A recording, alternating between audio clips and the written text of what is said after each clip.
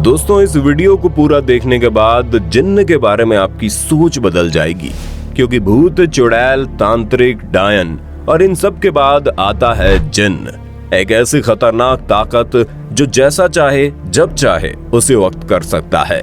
एक ऐसी खतरनाक ताकत जो किसी का भी रूप धारण कर सकती है। एक ऐसी शक्ति जो अपना आकार छोटा बड़ा किसी भी तरह से बदल सकता है। एक ऐसी ताकत जिसका रंग रूप तो इंसानों की तरह होता है, लेकिन इसके तौर तरीके इंसानों से पूरी तरह से अलग। जो खाने में कभी इंसान के मांस तो कभी इंसान के खून को पीना पसंद करता है। जो रहने के लिए ऐसे इलाके को चुनता है जहां दूर दूर तक कोई इंसान दिखाई नहीं देता। वो बिल्कुल हमारी तरह दिखाई देता है। वो कोई भी हो सकता है हमारे घर में ही कोई जिन्न हमारे साथ रह रहा हो। लेकिन क्या कभी आपने सोचा है ये जिन्न आखिर आते कहां से हैं? ये जिन्न आखिर बनते कैसे हैं? ये जिन्न आखिर बनते क्यों हैं? और इनका मकसद क्या होता है? आज के इस वीडियो में हम इस खतरनाक प्रजाति से जुड़े इन्हीं सवालों के जवाबों को डिटेल में बताने वाले हैं। तो वीडियो को दिल थाम के अंत तक देखने में जुट जाइए, क्योंकि ये पूरा सफर बहुत हिम्मत भरा और रोमांचक होने वाला है। जिन्न नाम का ये शब्द अरबी भाषा से आया है, क्योंकि जिन्नों का एहसास अरबी देशों में पहले हुआ था, जिसका अर्थ अलौकिक और न दिखने वाली ताकत है। कुरान के अनुसार ऐसा कहा जाता है कि जिन्न का अस्तित्व हवाओं में है। इस्लाम की मान्यताओं के अनुसार कुछ इंसान ऐसे होते हैं जो मरने के बाद जिन्न बन जाते हैं और अपनी कुछ अच्छी और बुरी इच्छाओं को पूरा करने के लिए सैकड़ों साल तक इस पृथ्वी पर भटकते रहते हैं। जिस तरह से हिंदू धर्म में उन्हें आत्माएं, प्रेत और पिशाच या फिर डायन कहा जाता है, ईसाई धर्म में ऐसे लोगों को डेविल या स्पिरिट कहा जाता है। ठीक इसी तरह इस्लाम धर्म में इस तरह के लोगों को जिन्न की उपाधि दी जाती है। भूत प्रेत और आत्माओं के बारे में तो हम आपको कई बार बता चुके हैं, लेकिन आज हम आपको जिन्नों के बारे में कुछ रोचक जानकारी बताने वाले हैं। इस्लाम धर्म को मानने वाले लोग जरूर जिन्नों के विषय में कुछ हद तक जानकारी रखते होंगे, लेकिन कुछ बातें ऐसी है जो आप सभी को भी जानना जरूरी है। दोस्तों, ये तो आप अच्छी तरह जानते हैं कि मृत्यु के बाद इंसान की आत्मा उसके शरीर को छोड़कर एक नए सफर पर निकल जाती है। लेकिन कुछ लोगों की आत्माएं ऐसी होती हैं जो किसी तरह की परेशानी की वजह से, किसी गुस्से या किसी क्रोध की वजह से, नफरत, लालच या फिर वासना की वजह से इसी दुनिया में उलझ कर रह जाती है। यही वजह है कि आए दिन आप अपने आसपास या फिर किसी परिचित के मुंह से भूत प्रेत जैसे किस्से सुनते रहेंगे। बॉलीवुड या फिर हॉलीवुड में अब तक न जाने कितनी फिल्में ऐसी बन चुकी हैं जिसमें भूत प्रेत जैसी चीजों से होने वाली परेशानी को दिखाया गया है।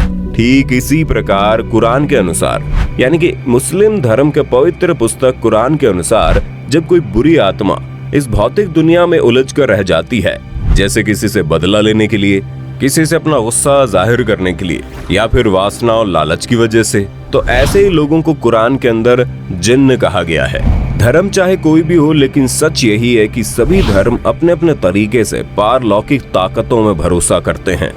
ईश्वर, अल्लाह, जीसस आदि को सभी मानते हैं, लेकिन जिस तरह से हर वक्त हमारे आसपास पॉजिटिव एनर्जी यानी कि अच्छी ताकतें घूमती है, ठीक वैसे ही कुछ बुरी ताकतें भी हर समय हमें नुकसान पहुंचाने की फिराक में रहती है, और हर धर्म में उन्हें अलग अलग नामों से जाना जाता है।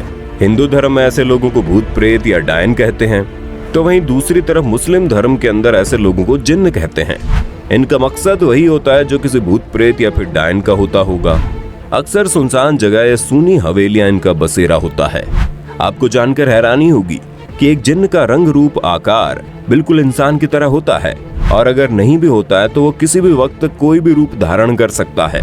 लेकिन इसके बावजूद भी वह खुद के रहने के लिए इंसानों से दूर कोई सुनसान इलाका ढूंढते हैं। जिन्नों को सफेद रंग और इंसानी मांस या फिर खून का भोजन प्रिय होता है। जिन्न और उनकी दुनिया का रहस्य जानने के लिए हमें सबसे पहले उनकी जाति और प्रकार को जानना जरूरी है। दोस्तों, जानकारी के अनुसार जिन्न को 4 तरह से बांटा जाता है। इन चारों ही तरह के जिन्न खतरनाक तो होते हैं, लेकिन अलग अलग तरीके से वो इंसानी दुनिया को प्रभावित करते हैं। जिनमें सबसे पहली प्रजाति का नाम है मरीद। जिन्न की सबसे खतरनाक और सबसे ताकतवर प्रजाति है मरीद। आपने कई बार इन किस्सों और कहानियों में सुना होगा। आपको जानकर हैरानी होगी कि लोकप्रिय कहानी अलादीन का चिराग में भी इसी जिन्न को शामिल किया गया था। इसे समुद्र या फिर खुले पानी में पाया जा सकता है, या फिर इस तरह के खतरनाक जिन्न की प्रजाति को ये हवा में उड़ते हुए भी देखे जा सकते हैं। इसके बाद आता है इफरित।